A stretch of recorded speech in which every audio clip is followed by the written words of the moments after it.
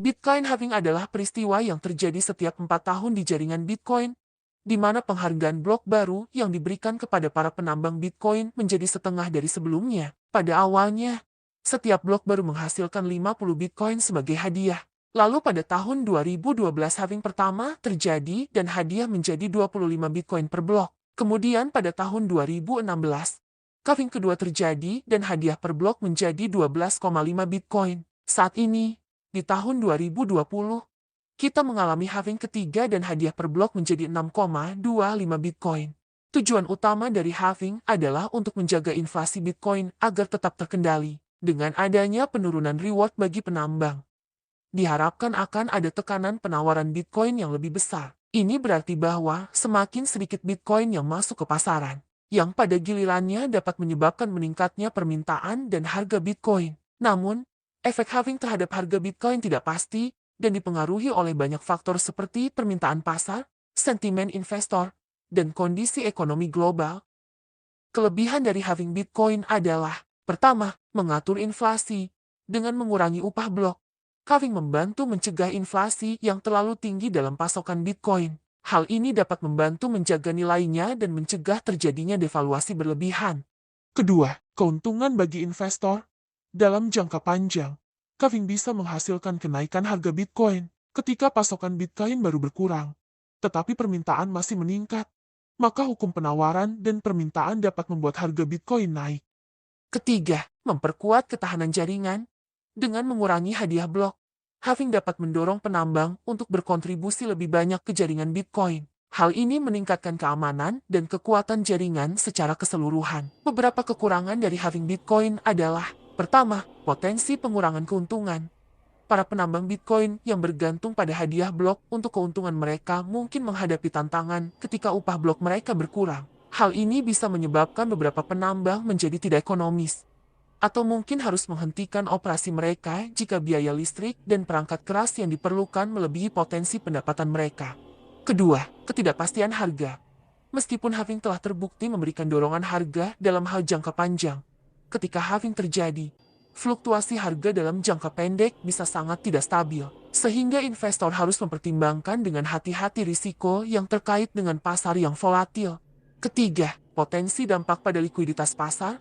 Halving bisa mempengaruhi likuiditas pasar dengan membuat pasokan Bitcoin baru menurun secara signifikan. Ini bisa mempengaruhi kemampuan untuk dengan mudah membeli atau menjual Bitcoin tanpa mengalami lonjakan harga. Demikian sedikit penjelasan mengenai Bitcoin halving, kelebihan, dan kekurangannya. Selanjutnya, pengaruh halving terhadap harga Bitcoin adalah subjek debat dan tidak ada jawaban pasti. Secara teori, halving dapat mempengaruhi harga Bitcoin karena penurunan penawaran baru yang masuk ke pasar. Ketika reward bagi penambang berkurang, jumlah Bitcoin baru yang diproduksi juga berkurang, yang berarti pasokan baru yang tersedia lebih sedikit. Jika permintaan tetap konstan atau bahkan meningkat, hal ini dapat menciptakan tekanan penawaran yang meningkat, yang pada gilirannya dapat mempengaruhi harga Bitcoin. Namun, penting untuk diingat bahwa harga Bitcoin juga dipengaruhi oleh banyak faktor lainnya. Selain halving, faktor-faktor seperti permintaan pasar, adopsi institusional, sentimen investor, berita ekonomi dan politik, serta kondisi pasar global juga berperan penting dalam menentukan harga Bitcoin. Sejarah halving Bitcoin sebelumnya menunjukkan korelasi antara halving dan tren harga jangka panjang yang positif. Setelah setiap halving, harga Bitcoin cenderung mengalami peningkatan dalam beberapa bulan atau tahun berikutnya. Namun, ini tidak dapat dianggap sebagai suatu kepastian. Harga Bitcoin tetap dipengaruhi oleh volatilitas pasar dan faktor-faktor lain yang sulit diprediksi. Kesimpulannya, sementara halving dapat mempengaruhi harga Bitcoin secara teori, ada banyak faktor yang mempengaruhi harga, dan tidak ada jaminan bahwa halving akan menyebabkan peningkatan harga Bitcoin. Dalam investasi atau perdagangan Bitcoin, penting untuk melakukan riset, memahami risiko, serta membuat keputusan berdasarkan informasi yang komprehensif dan bukan hanya berdasarkan satu faktor saja. Memprediksi efek halving Bitcoin merupakan tugas yang sulit dan tidak ada metode yang pasti untuk melakukannya. Pasar kripto sangat kompleks dan dipengaruhi oleh banyak faktor, termasuk sentimen investor, adopsi institusional, kondisi ekonomi global, dan pergerakan harga aset lainnya.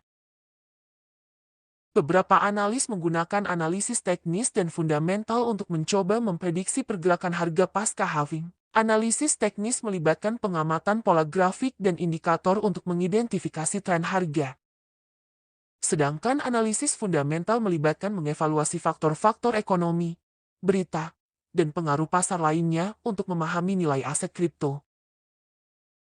Secara historis, halving Bitcoin di tahun 2013 mencatat peningkatan harga Bitcoin hingga 93,1 kali setara 164 juta. Kemudian, halving di tahun 2017, harga Bitcoin meningkat 30,1 kali yang membuat Bitcoin mencapai level 300 juta rupiah.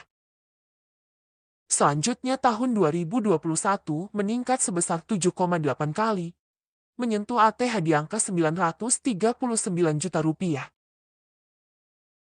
Pada halving tahun 2024 mendatang, Bitcoin diproyeksi akan meningkat sebanyak 4,2 kali. Namun sebelum terjadinya lonjakan harga atau dikenal dengan istilah to the moon ini, masyarakat perlu mempersiapkan diri untuk menghadapi kondisi bearish. Kondisi bearish merupakan cycle klasik yang terjadi sebelum halving. Jadi sebelum halving, investor juga perlu bersiap menghadapi fluktuasi ini. Mengapa Bitcoin halving pada tahun 2024 penting? Halving ini sangat penting karena kondisi luar biasa yang dihadapi industri ini. Sejak halving terakhir, telah terjadi pandemi global, rekor inflasi, perang, regulasi yang tidak bersahabat, dan kehancuran beberapa perusahaan terbesar di industri ini. Analis yang bullish berpendapat bahwa siklus harga akan tetap bertahan dan Bitcoin dapat melonjak ke level tertinggi baru sepanjang masa jika terjadi kenaikan berikutnya. Komentator yang lebih pesimistis berpendapat bahwa iklim makroekonomi sangat buruk sehingga akan menunda atau bahkan mengesampingkan siklus harga bawaan Bitcoin kali ini. Meskipun melihat kembali pergerakan harga Bitcoin sebelumnya menunjukkan bahwa setiap halving mempunyai pengaruh positif yang kuat terhadap nilai aset. Hal ini tidak berarti jaminan bahwa halving berikutnya akan memberikan dampak yang sama. Salah satu prinsip utama yang harus diingat oleh semua investor adalah bahwa kinerja masa lalu tidak menjamin hasil yang sama di masa depan. Meskipun demikian, banyak analis percaya bahwa hal ini bisa terjadi karena pengaruhnya terhadap pasokan dan permintaan Bitcoin. Bagaimana cara bergabung dalam aksi halving Bitcoin?